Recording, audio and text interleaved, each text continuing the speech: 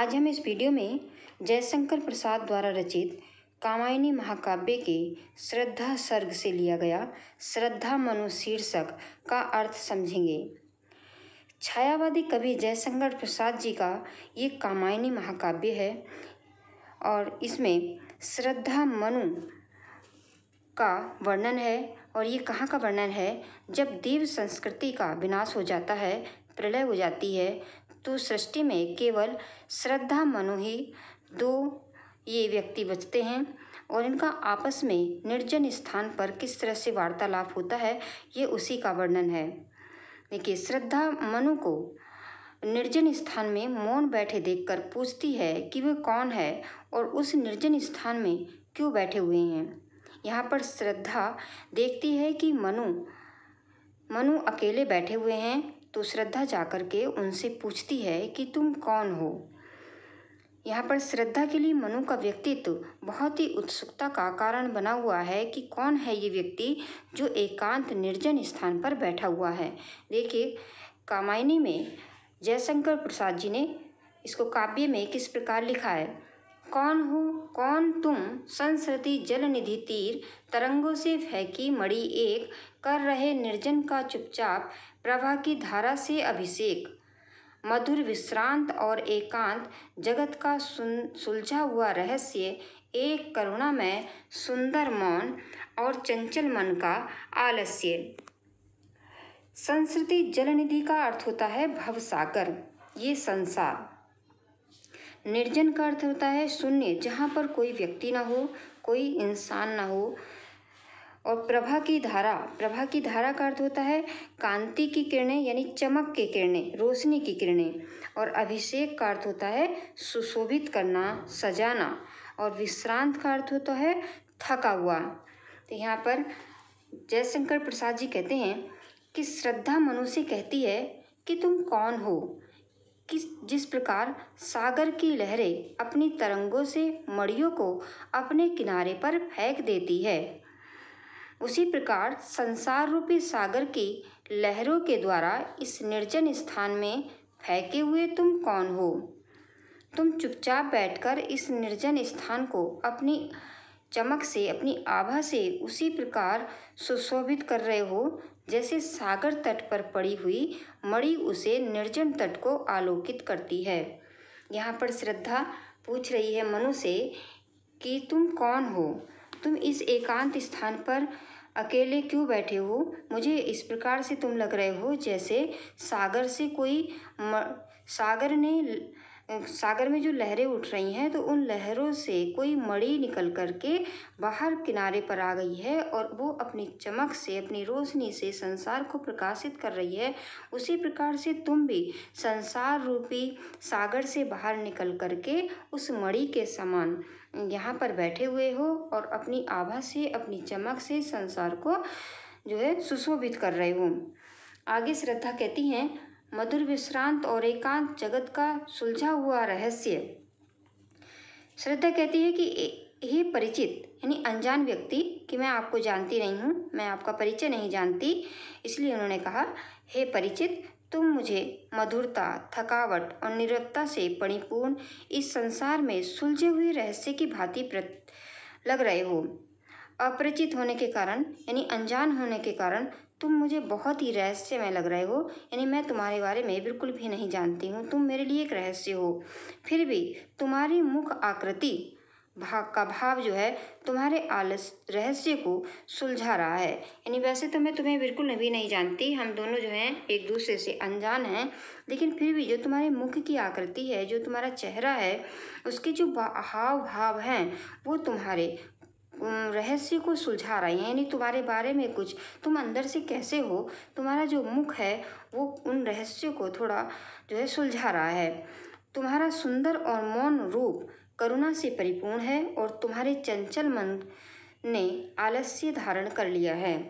यहाँ पर जो श्रद्धा कह रही हैं कि वो कह रही हैं कि वैसे तो हम अपरिचित हैं, मैं आपके बारे में बिल्कुल भी नहीं जानती, और जो है लेकिन फिर भी अपरिचित होने के कारण जो तुम्हारा मुख है वो मुख तुम्हारे कुछ रहस्य को खोल रहा है। मैं तुम्हारे मुख को देख करके तुम्हारे के अंदर जान पा रही हूँ कि तुम जो है करुणा से भरे पूरे हो, और तुम्हारा मन जो है, जो तुम्हारा चंचल मन है, वो उसने आलस्य धारण कर लिया है।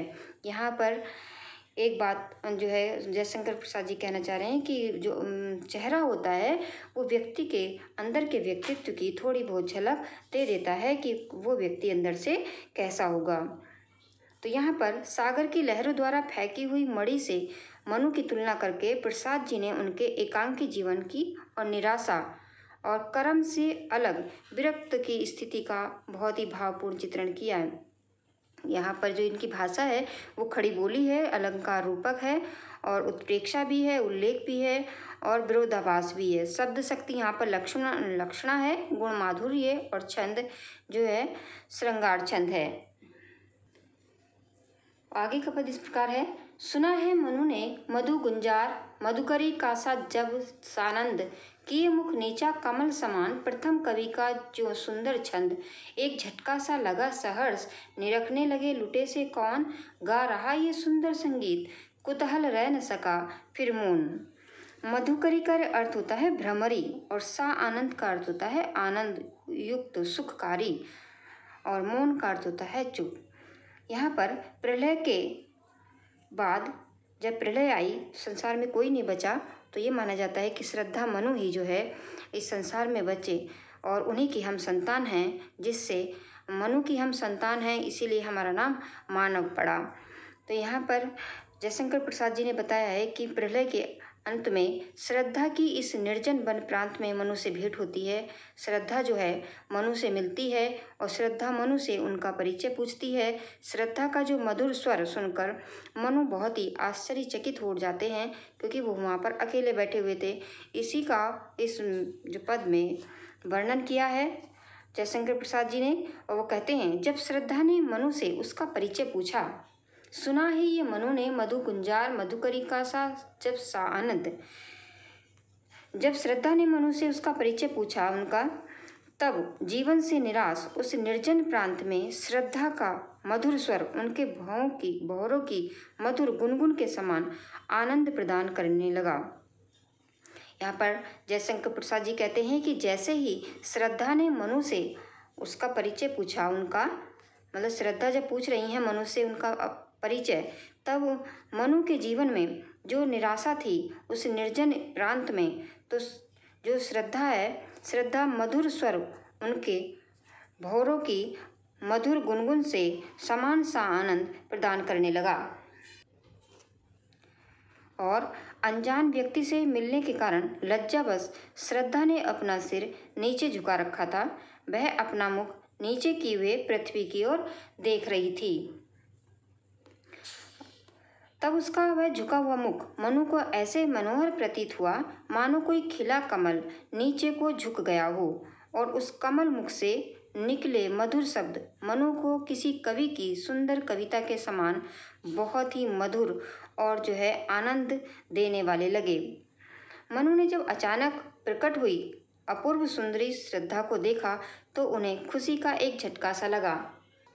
एक झटका सा लगा सहर्ष, निरखने लगे लुटे से कौन, गा रहा ये सुंदर संगीत, कुतूहल रह न सका फिर मौन।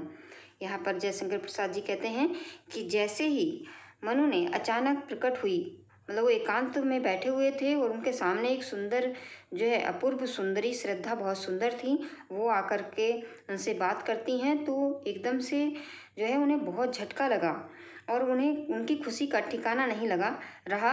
वे उनकी सुंदरता और मोहक छवि पर सर्वस्व लुटा बैठे, और जैसे लुटा पिटा व्यक्ति अपनी सुध-बुध खो बैठता है, ठीक वैसे ही श्रद्धा की मोहक छवि से आकर्षित होकर मनु सुध-बुध खोकर उसे देखने लगे कि इस निर्जन प्रांत में कौन ये मधुर संगीत गा रहा है। तब वे अपने मन को अपने बस में न रख सके, और उसमें श्रद्धा के विषय में सब कुछ जान लेने का कुतूहल, जो जिज्ञासा थी उनके मन में जाग उठी। पहले तो श्रद्धा ही मनु के बारे में पूछ रही थी कि आप कौन हो, लेकिन जब मनु ने श्रद्धा को देखा तो उनकी खुशी का ठिकाना न रहा, और वो उसकी तरफ आकर्षित हो गए, और उनका मन श्रद्धा के बारे में सब कुछ जानने के लिए जो है उनके मन में जिज्ञासा जाग उठी कि ये कौन है। श्रद्धा की अपूर्व रूप और रूप माधुरी को अभिव्यक्ति यहाँ पर दी है जयशंकर प्रसाद जी ने। मनु के भी श्रद्धा के प्रथम दर्शन में ही उस पर मुग्ध हो जाने का संकेत किया है और इस स्थिति को अभिव्यक्त करने के लिए कवि ने निरखने लगे लुटे से पंक्ति के द्वारा लुटे व्यक्ति का सटीक उपमान ग्रहण किया है। यहाँ पर इनकी भाषा खड़ी बोली, शैली प्रबंधात्मक, अलंकार उपमा रूपक और अनुप्रास है। रस यहाँ पर श्रृंगार और छंद यहाँ पर श्रृंगार छंद है। गुण माधुर्य, शब्द शक्ति, अभिधा एवं लक्षणा है। अगला पद देखिए। और देखा वह सुंदर दृश्य, नयन का इंद्रजाल अभिराम, कुसुम वैभव भी लता समान, चंद्रिका से लिपटा घनश्याम, हृदय की अनुकृति ब्रहा, उधर एक लंबी काया उन्मुक्त, मधु पवन किणित ज्यों, शिशुसाल सुशोभित हो सौरभ संयुक्त। इंद्रजाल का अर्थ होता है जादू और अभिराम का अर्थ होता है सुंदर, चंद्रिका का अर्थ होता है चांदनी और घनश्याम का अर्थ है काला बादल। अनुकृति का अर्थ होता है उसकी नकल, प्रतिकृति, कोई नकल हूबहू जब दूसरी चीज कोई बनाई जाती है तो उसे कहा जाता है अनुकृति। शिशुसाल यानी साल का छोटा वृक्ष, साल एक पेड़ का नाम है साल, तो साल का एक छोटा सा वृक्ष। उन्मुक्त का अर्थ होता है स्वच्छंद, सौरभ का अर्थ होता है सुगंध। इस छंद में श्रद्धा के आंतरिक और ब्रहा गुणों का बहुत ही सुंदर एवं मनोहारी चित्रण जयशंकर प्रसाद जी ने किया है। वो कहते हैं, जब मनु ने कुतूहलवश ऊपर की ओर देखा तो उन्हें सौंदर्य से परिपूर्ण श्रद्धा अपने निकट खड़ी हुई दिखाई दी। यह एक अभूतपूर्व और सुंदर दृश्य था। यह दृश्य उनके नेत्रों को जादू के समान अपनी ओर आकर्षित कर रहा था। मनु ने श्रद्धा को देखा तो उन्हें लगा वह फूलों से लदी हुई सौंदर्यमयी लता के समान है। उन्होंने अनुभव किया कि जैसे चंद्रमा की शीतल चांदनी से लिपटा हुआ बादल का कोई टुकड़ा उनके सामने खड़ा है। श्रद्धा के शरीर का अर्ध खुला भाग जो है, मतलब श्रद्धा के शरीर का अधिकांश भाग अर्ध खुला था और उनका जो शरीर था वो पर्याप्त लंबी थी। उसे देख करके ऐसा आभास हो रहा था मानो वह उदार और विस्तृत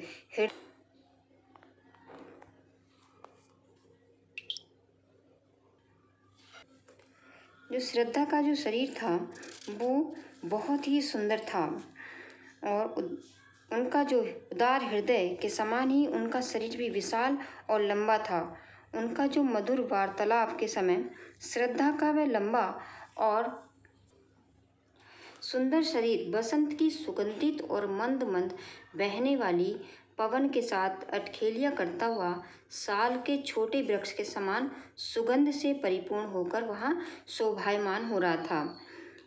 इसमें जयशंकर प्रसाद जी ने श्रद्धा के सौंदर्य का वर्णन किया है और श्रद्धा के हृदय में सभी जो जितने भी उदात्त गुण हैं, उदारता, विशालता, गंभीरता, मधुरिमा आदि, ये सब दर्शाए हैं कि किस प्रकार से श्रद्धा में सारे ही गुण विद्यमान हैं।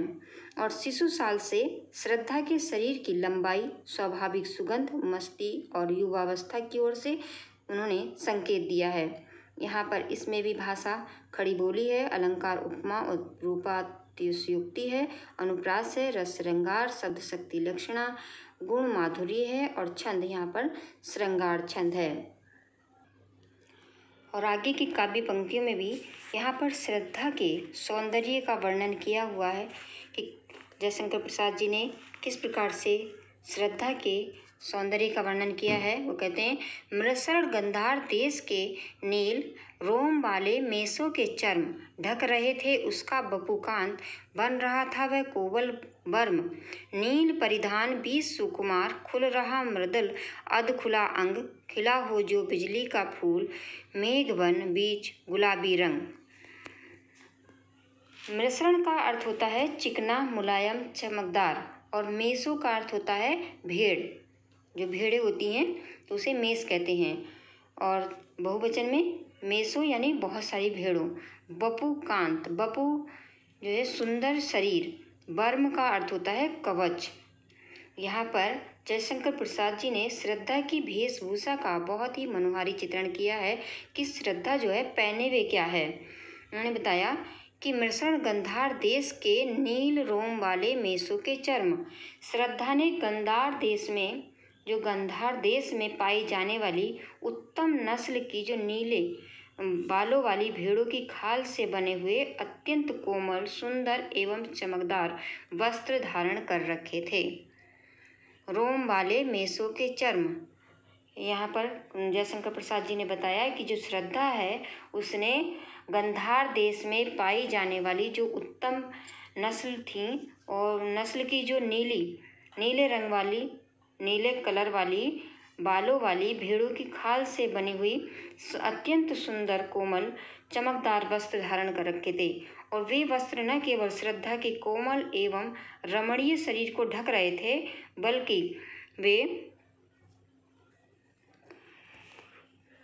वस्त्र कोमल होते हुए भी उसका सुरक्षा कवच बने हुए थे। कहने का मतलब ये है कि नीली भेड़ की खाल से बने हुए उसके जो वस्त्र थे उसको सब प्रकार से सुरक्षा प्रदान करने में जो है समर्थ थे। वो सब प्रकार से उसके शरीर को ढक रहे थे। नील परिधान भी सुकुमार खुल रहा मृदल अधखुला अंग। इन पंक्तियों में भी श्रद्धा की वेशभूषा का बहुत ही सुंदर सा वर्णन किया है जयशंकर प्रसाद जी ने। श्रद्धा अपने शरीर पर नीले रंग का भेड़ की खाल से बना हुआ मेष चर्म धारण किए हुए हैं और उनकी वेशभूषा में कहीं कहीं उनके कोमल और सुकुमार अंग दिखाई दे रहे हैं। उन्हें देख करके ऐसा प्रतीत हो रहा है मानो नीले बादलों के वन में गुलाबी रंग का सुंदर बिजली का फूल खिला हुआ है। यहाँ पर जो है उनके जो कपड़े हैं वो नीले कलर के हैं और श्रद्धा का जो शरीर है वो गुलाबी कलर का है। तो यहाँ पर कहा है कि मानो उत्प्रेक्षा अलंकार है यहाँ कि मानो नीले बादलों के वन में गुलाबी रंग का सुंदर बिजली का फूल खिला हुआ हो। श्रद्धा का वह कांतिमय और ललितमायुक्त मुख काले रंग के बादलों से घिरा हुआ ऐसा प्रतीत हो रहा था मानो संध्या के समय पश्चिम की ओर आकाश में काले बादल घिर आए हों और लालिमा युक्त सूर्य उनके काले बादलों को भेद कर आकाश में सुशोभित हो रहा हो। गिर रहे थे घुंघराले बाल अंश अविलंबित मुख के पास, नीलघन शावक से सुकुमार सुधाभरने को विधु के पास, और उस मुख पर वह मुस्कान रक्त किसले पर ले विश्राम, अरुण की एक किरण अम्लान अधिक अलसाई हो अभिराम। इन पंक्तियों में भी श्रद्धा की सुंदरता का बहुत ही जो है सुंदर वर्णन किया है जयशंकर प्रसाद जी ने। देखिए, अंश का अर्थ होता है कंधा और अविलंबित का अर्थ होता है लटके हुए, घन शावक का अर्थ है शिशु बादल, किसलय का अर्थ होता है कोमल पत्ते और विधु का अर्थ है चंद्रमा, अम्लान का अर्थ है स्वच्छ चिकनी स्निग्ध। यहाँ पर श्रद्धा के कंधे पर लटकी हुई घुंघराले बालों की जो लट है उसके मुखड़े पर, उसके मुंह पर ऐसे झूल रही थी जैसे कोई नन्हा बादल का टुकड़ा अमृत पीने के लिए सागर तल को छूने का प्रयास कर रहा हो। उसके मुंह पर या उसके मुखड़े पर मोहक मुस्कान ऐसे लग रही थी जैसे लाल रक्तिम नवीन कोमल पर सूर्य की एक अलसाई सी स्निग्ध किरण विश्राम कर रही हो। यहाँ पर जयशंकर प्रसाद जी ने बहुत ही सुंदर सा वर्णन उनकी श्रद्धा के काले बालों का किया है कि जो काले बाल हैं वो श्रद्धा के कंधे पर लटके हुए हैं और वही काले बालों की जो है लटें उनके मुखड़े पर झूल रही हैं। तो ऐसे लग रहा है जैसे कोई नन्हा बादल का टुकड़ा अमृत पीने के लिए सागर के तल को छूने का प्रयास कर रहा हो और उसके मुखड़े पर मोहक मुस्कान ऐसे लग रही थी जैसे लाल कोई जो है रक्तिम नवीन कोमल पर सूर्य की एक अलसाई सी स्निग्ध किरण विश्राम कर रही हो। यहाँ पर श्रद्धा के सौंदर्य के सूक्ष्म और मनोहारी चित्रण में प्रकृति के चेतन स्वरूप की कल्पना की है और उस पर एक नायिका पर आरोपित किया गया है। तो यहाँ पर मानवीकरण अलंकार है और भाषा संस्कृत निष्ठ खड़ी बोली है। अलंकार रूपक उपमा एवं उत्प्रेक्षा रस श्रृंगार है। शब्द शक्ति यहाँ पर लक्षणा है और छंद जो है यहाँ पर श्रृंगार छंद है। ये जो श्रद्धा मनु है ये पाठ बहुत ही बड़ा है थोड़ा सा, तो इसको हम एक वीडियो में नहीं पढ़ेंगे क्योंकि वीडियो बहुत लंबी हो जाएगी। तो इसका जो शेष भाग है वो हम इस वीडियो के भाग 2 में पढ़ेंगे। तो आज हम इस वीडियो में बस इतना ही पढ़ेंगे। मुझे आशा है कि आपको ये जो है श्रद्धा मनु बहुत ही अच्छी तरह से समझ में आ गया होगा। इसको एक कहानी के माध्यम से समझेंगे तो ये बहुत अच्छी तरह से समझ में आ जाएगा कि किस तरह से एक निर्जन स्थान पर मनु को जो है श्रद्धा मिलती है और श्रद्धा उसको किस प्रकार से मनु का परिचय पूछती है, मनु किस प्रकार उस पर आकर्षित हो जाते हैं, किस तरह से मनु की जो है उससे बातचीत करने की जो है जिज्ञासा मन में लाते हैं। और आगे उन्होंने जयशंकर प्रसाद जी ने बताया कि किस तरह से श्रद्धा कितनी सुंदर लग रही है, उसने क्या क्या वस्त्र जो है पहन रखे हैं। अब आगे का वर्णन जो है हम भाग 2 वीडियो के भाग 2 में पढ़ेंगे। तो मुझे आशा है आपको ये जो है पाठ अच्छा लगा होगा और समझ में भी आ गया होगा। चलिए अगला पाठ हम दूसरी वीडियो में पढ़ेंगे। मतलब इस जो वीडियो का भाग 2 है उसमें हम इसका अगला अर्थ समझेंगे श्रद्धा मनु का। धन्यवाद।